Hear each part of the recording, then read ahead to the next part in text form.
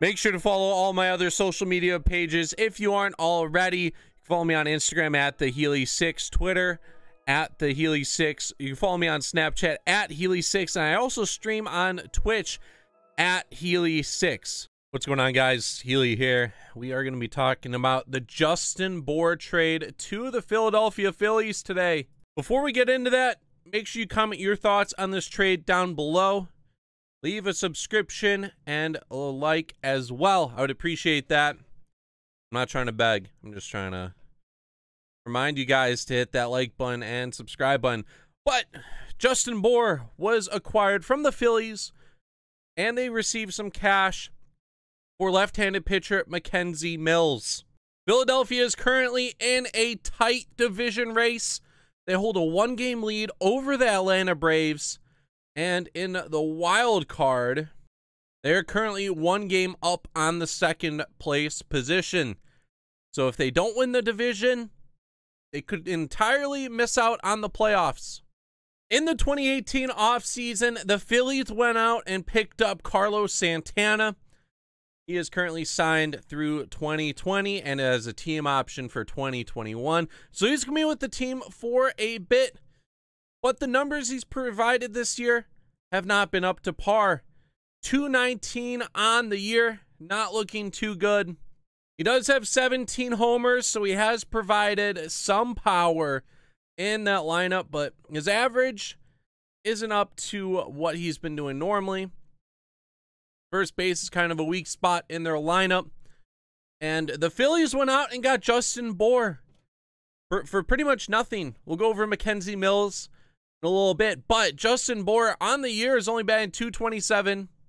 Not the best. Last year he did bat .289, .264 the year before. Part of his struggles probably with the Miami Marlins team that he was on.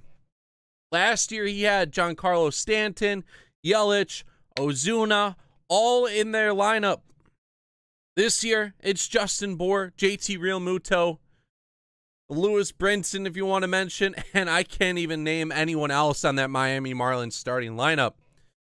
All they had to do is just pitch around Bour, who has a almost .350 on base percentage, which is really good.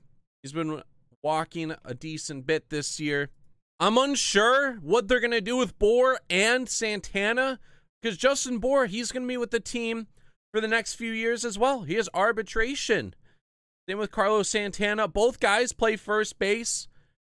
Carlos Santana has played some outfield in the past, but who knows what they're going to do. Santana's 32. Justin Bour is 30. But looking at the 2018 year, I don't know exactly. Have not heard any executive saying of what exactly they're going to do with Justin Bour, but I have taken a look at their splits, and they might platoon Justin Bour and Carlos Santana. Santana does bat better against right-handers or left-handers compared to Justin Bour, and Justin Bour this year has batted better against right-handers. Even though Santana is a switch hitter, does get better contact against lefties. But we will have to see what Philly does with Bour. Are they going to test him out for like a few games against right-handers and left-handers, see what he can do in that lineup? Because now that Philadelphia Phillies lineup, they're going to have Wilson Ramos at some point. He should be returning somewhat soon. They're going to have Cesar Hernandez, Scott Kingery, Rhys Hoskins, Odubel Herrera. These guys don't bat the best averages, but they do hit for some pop. And I don't think teams are going to be able to pitch around Justin Bour like they did when he was with the Marlins. The Marlins got Mackenzie Mills. Wasn't in the top 30 for the organization at all, but he is a 22-year-old left-handed pitcher. He has pitched in Advanced A this year. He's been in the minors since 2014, and the highest level he's got to is Advanced A. We'll see if he can get to AA, AAA, maybe even in the pros in the future. But as of now, this guy was given up for Justin Bour. You don't see a lot of potential in Mackenzie Mills at the moment. And the Philadelphia, they're looking like geniuses for making this move. They're focusing on the 2018 season, trying to make the playoffs, even maybe make a World Series push. They can focus on Santana and Bour in the future. They have control over these guys for the next few years. And we will see if Justin Bour can get back to that level he was at last year. That'd be cool, because this lineup, when Ramos comes back, Justin Bour gets inserted into the lineup. Pretty good. And they definitely will give the Atlanta Braves a run for their money.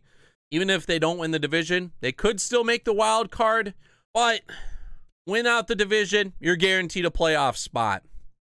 It's too close of a wild card race right now to fall out of the division lead and maybe miss the playoffs entirely. But this Philadelphia trade was amazing on the Philadelphia side. Like I said, they gave up pretty much nothing for a player that they're going to be able to control for the next few years. And I'm happy with it. I'm excited to see what happens. Let me know your thoughts on this trade down below. Make sure you leave a like, subscribe. This is Healy. I'm out. Peace.